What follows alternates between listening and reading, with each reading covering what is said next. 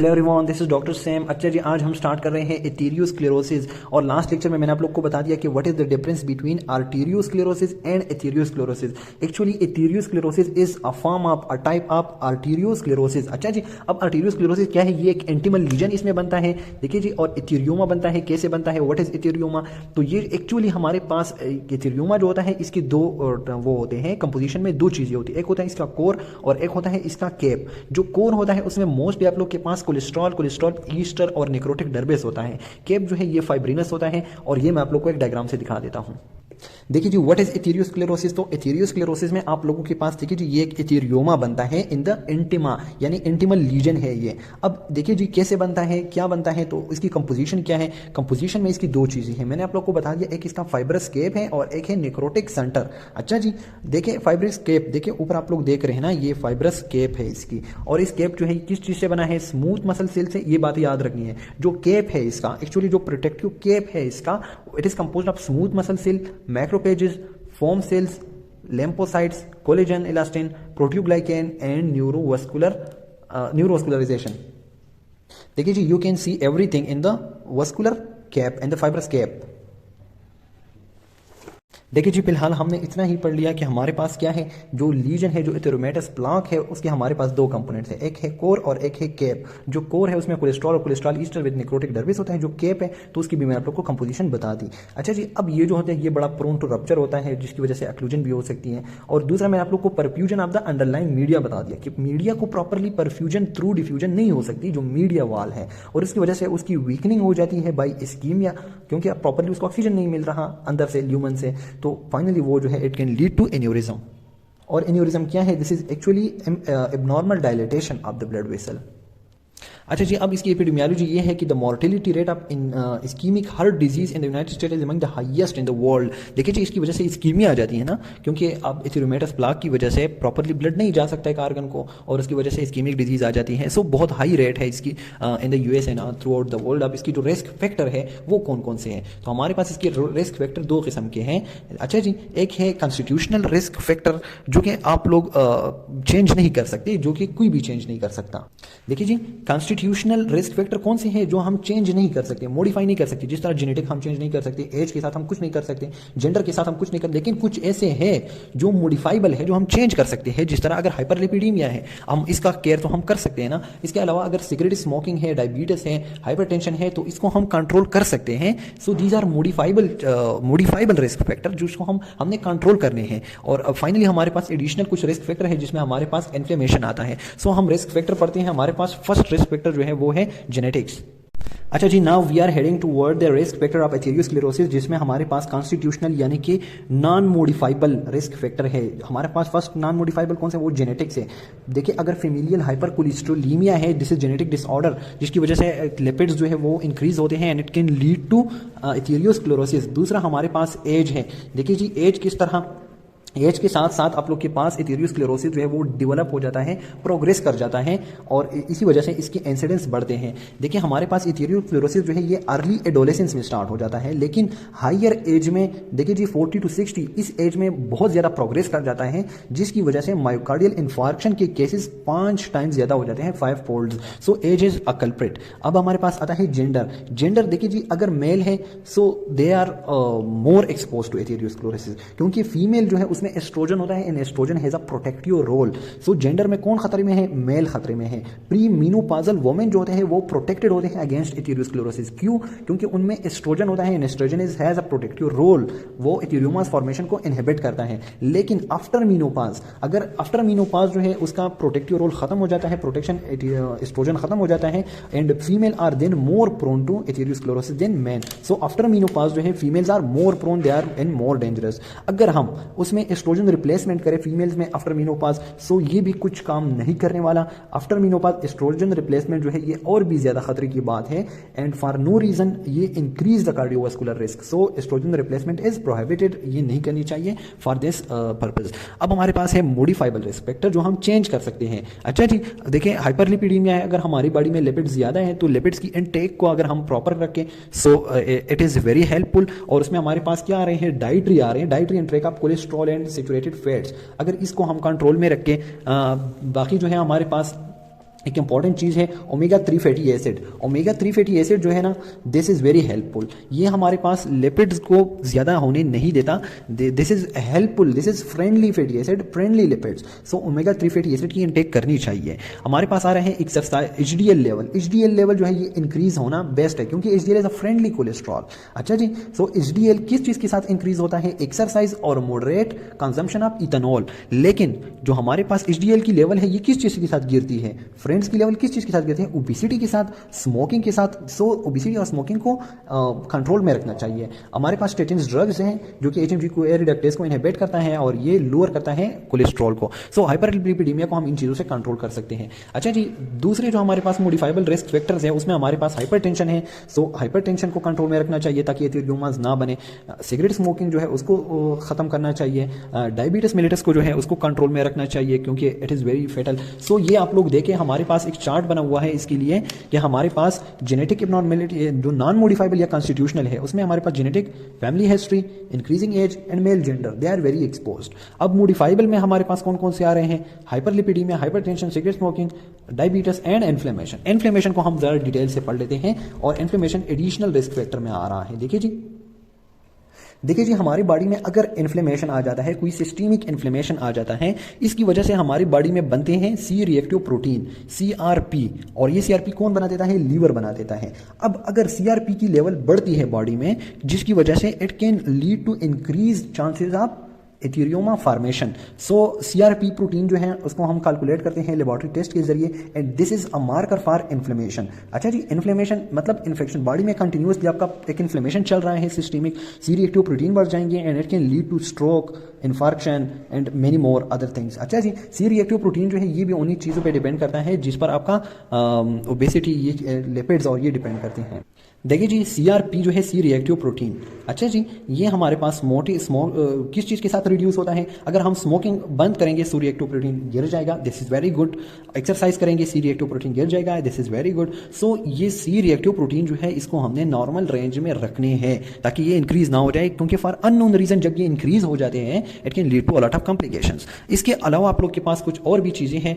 होमोसिस्टिनोयूरिया, homocysteine level जो है इसको कंट्रोल में रखना है। अगर ये बढ़ जाएगा it can lead to coronary atherosclerosis and finally lead to MI.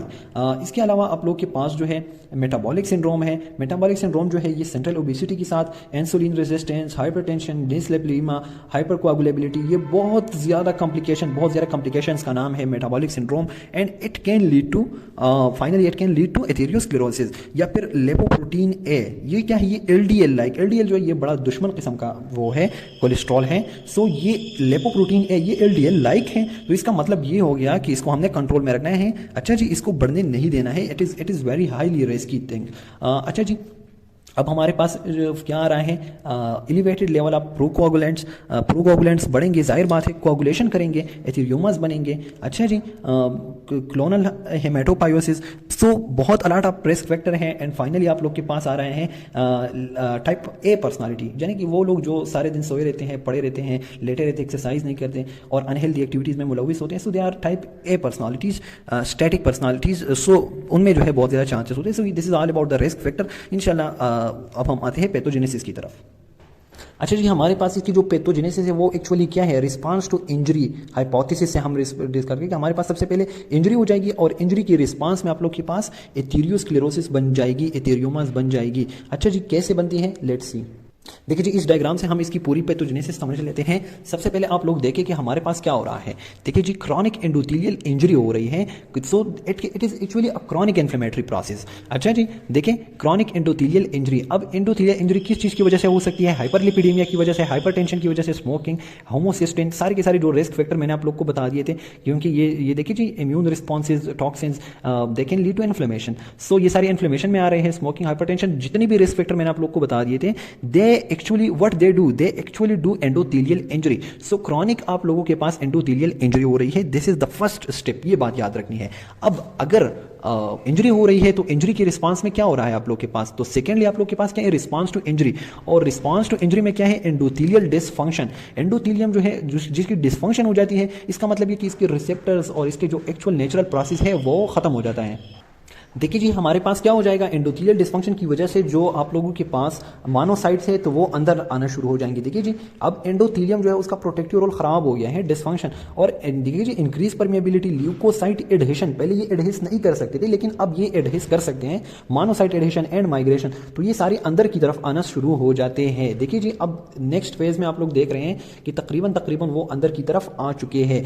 अब देखिए जी, मैक्रोपेज जो अंदर आ चुके हैं वो क्या कर रहे हैं, वो कुछ मीडिएटर रिलीज करते हैं और स्मूथ मसल की रिक्रूटमेंट करते हैं। देखिए जी, जो बाहर स्मूथ मसल पड़ा हुआ है ना, स्मूथ मसल सेल, तो अब कुछ मीडिएटर्स जो है उससे आ जाते हैं मैक्रोपेज से और स्मूथ मसल सेल को बाहर की तरफ देखिए जी उसकी माइग्रेशन करते हैं, रिक्रूटमेंट करते हैं। तो अब ये बाहर कोर में आ जाएंगे क्योंकि अब इसने केप भी तो बनानी है ना। देखिए जी, अब आप लोग नेक्स्ट उसमें देखिए कि आप लोगों के पास जो है देखिए एक पूरी की पूरी केप बन गई है और ये पूरी का पूरा आप लोग का एक फैटी स्ट्रीक बन गया है। देखिए जी, अब मैक्रोपेजेस क्या करते हैं, जो लिपिड्स हैं उसको देखो जी वो कहाँ रहे हैं, इनगल्फ कर रहे हैं।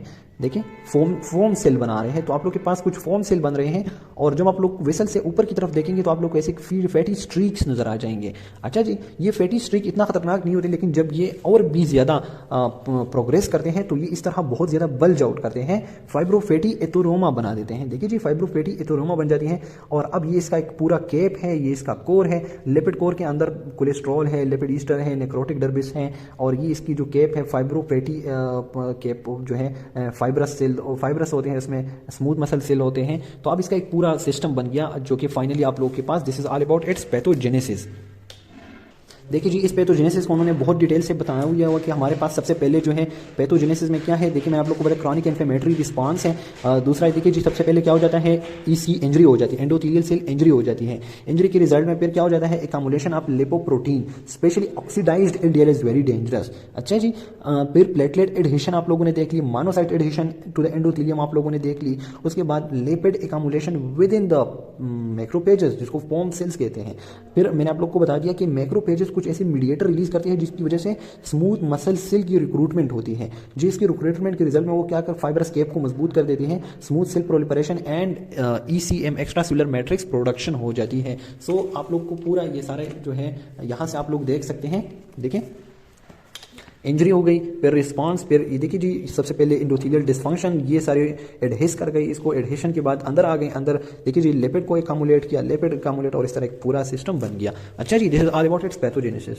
बाकी जो है इस चीज़ को देखें, एंडोथेलियल इंजरी और फिर उसके बाद हीमोडायनामिक डिस्टर्बेंसेस किस चीज़ की वजह से होती है, इस तरह आके हमारे पास फाइनली जो मैकेनिज्म है फ्री रेडिकल प्रोडक्शन की, oxidise LDL and cholesterol, foam cell की फॉर्मेशन, ये मैंने आप लोग को बातों बातों में सारी चीज़ें बता दी कि किस तरह फोम सेल की फॉर्मेशन होती है। अब हमारे पास जो इन्फ्लेमेशन है, एक्चुअली देखिए मोनोसाइट की रिक्रूटमेंट होती है, फिर मोनोसाइट जो मैक्रोपेजेस में चेंज हो जाते हैं ना, सो मोनोसाइट डिफरेंशिएट इनटू मैक्रोपेजेस, फिर वो जो है कोलेस्ट्रॉल को खा लेते हैं। अब टी सेल की रिक्रूटमेंट हो जाती है, टी सेल आ जाते हैं, सो एक पूरा पूरा इम्यून सिस्टम इसके अंदर आ जाता है। अच्छा जी, अब हमारे पास जो चीज़ बनती है एक्चुअली वो क्या है, जो मॉर्फोलॉजिकल जो फैटी स्ट्रीक्स है, मैंने आप लोग को बता दिया फैटी स्ट्रीक्स सबसे पहले बनते हैं। सो फैटी स्ट्रीक्स क्या है, actually they are composed of lipid filled foamy macrophages but are only minimally raised and do not cause any significant flow disturbance. Fatty streak इतना खतरनाक नहीं होते, बस ये इतना थोड़े से स्ट्रीक्स जाते हैं, देखिए जी इतनी ज्यादा खतरनाक नहीं होती ये फैटी स्ट्रीक्स, लेकिन अगर ऐसे हो जाएंगे ना तो फिर खतरनाक हो जाते हैं। So this is well and good, लेकिन उसके बाद हमारे पास क्या हो जाते हैं, एथेरोस्क्लेरोटिक प्लाक बन जाता है।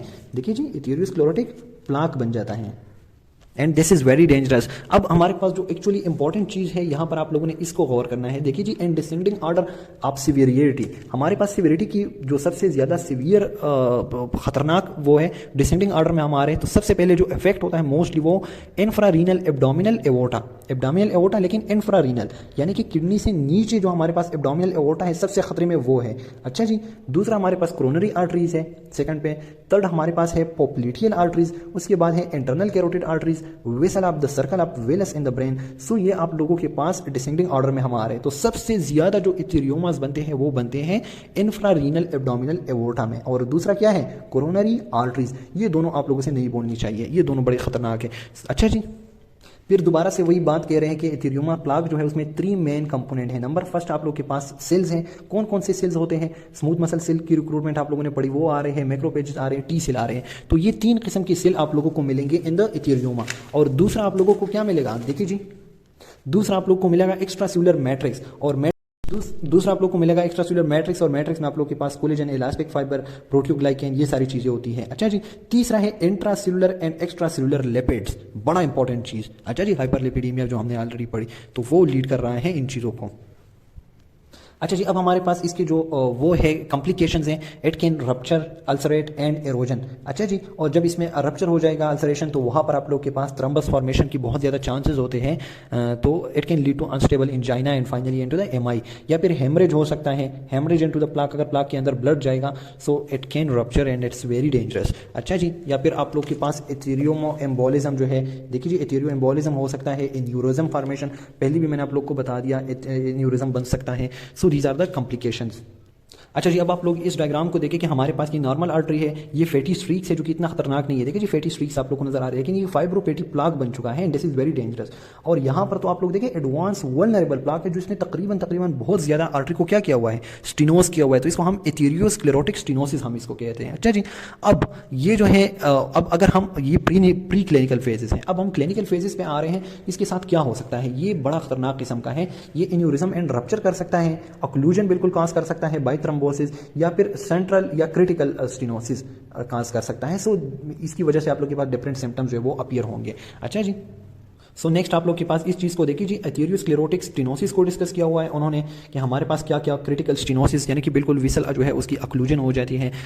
फाइनली आप लोग के पास एक्यूट फ्लाक चेंजेस हम पढ़ लेते हैं कि फ्लाक में कौन कौन से चेंजेस आ रहे हैं। तो आप लोगों ने रप्चर देखा, एरोजन देखा, हेमोरेज इनटू द एथेरियोमा देखा आप लोगों ने। अच्छा जी, एंड अब हम देखते हैं फ्लाक के टाइप्स देखते हैं। देखिए जी, ये आप लोग के पास डिफरेंट प्लाक्स है, ये दो बड़े इंपॉर्टेंट प्लाक्स के डायग्राम्स आप लोग को मिले हैं।